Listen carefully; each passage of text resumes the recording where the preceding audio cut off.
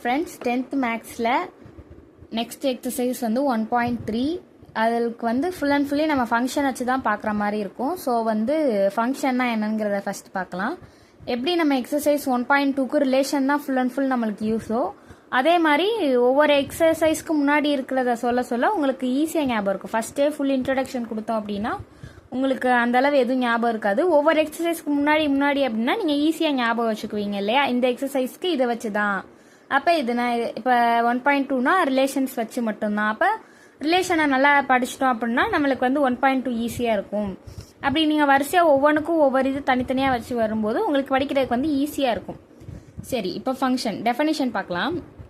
A relation f between two non-empty sets x and y is called a function from x to y if for each x belongs to x, there exists only y belongs to y such that xy belongs to f. A relation R f, அதாவது நம்ம ரிலேஷனை படிக்கும்போது R வந்துச்சு, a relation R அப்படிங்கும்போது, ஏன்னா relation R so வந்து ஃபங்க்ஷனுங்கிறனால எஃப்னு நம்ம denote பண்ணிக்கலாம். Between two non empty sets அப்படின்னா ரெண்டு செட்லேயுமே ஏதாவது ஒரு எலமெண்ட் கண்டிப்பாக இருக்கணும். இப்போ செட் ஏ செட் பின்னு எடுத்துட்டோம் அப்படின்னா அதில் வந்து ஏல வந்து 1 2 3 4 5, பியில் வந்து ஏபிசிடி அப்படி வந்து எலமெண்ட் இருந்துச்சு அப்படின்னா அதுதான் non empty sets. Is called a function from x to y, அதை தான் ஃபங்க்ஷன் சொல்லுவோம். அதாவது a relation f between two non empty set x and y is called a function from x to y, எக்ஸ்லேருந்து ஒய்க்கு போகிறது தான் function. ஓகேவா? If for each x belongs to x, for each அதாவது ஒவ்வொரு இதுலையும், அதாவது உங்களுக்கு நான் வந்து நெக்ஸ்ட் வந்து ஆர்டர் பேர்லேயே ஆர்டர் டயக்ராமே வச்சு கம்பேர் பண்ணி சொல்கிறேன், அதை அப்போ வந்து உங்களுக்கு புரியும்.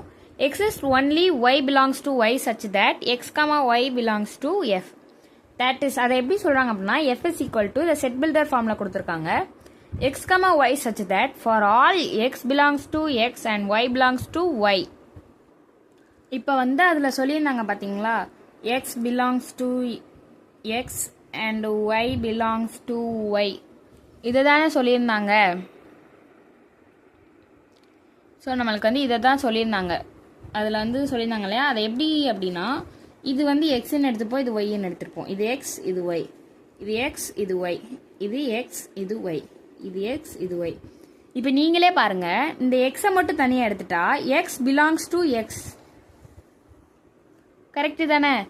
அதாவது ஸ்மால் எக்ஸ் வந்து இந்த ஆர்டர் பேடில் இருக்கிற எலமெண்ட், இந்த எக்ஸு இந்த பெரிய எக்ஸோட இந்த பெரிய எக்ஸில் இருக்கிறதானே 1 இருக்குதானே, அதே தான். And y belongs to y, y small y belongs to y, அவ்வளோதான். அப்போ 1 2 அப்படின்னா x to y, from x to y is called a function சொல்லியிருந்தாங்க இல்லையா, அவ்வளோதான். that is function. நீங்கள் இந்த ஃபங்க்ஷன் வந்து என்ன அப்படின்னா ரிலேஷனோட சப்செட் தான் ஃபங்க்ஷன். ஓகேவா?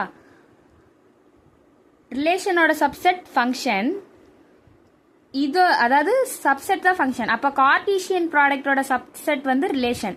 அப்போ ஒன்னோட ஒன்று அது எப்படி இருக்குது அப்படின்னா பாண்ட் ஆகி தான் இருக்குது. ஸோ எல்லாமே கிட்டத்தட்ட ஒரே மாதிரி தான் வரும். ரிலேஷன் ஃபங்க்ஷன் எதுன்னு குழப்பிக்க வேண்டாம், சிம்பிளாக ஞாபகம் வச்சுக்க வேண்டியது. ஃபங்க்ஷன் என்னது, எக்ஸ் டு ஒய் தான் ஃபங்க்ஷன். அதாவது x belongs to x, y belongs to y. இதுதான் நம்ம நெக்ஸ்ட் எக்ஸசைஸில் பார்ப்போம்.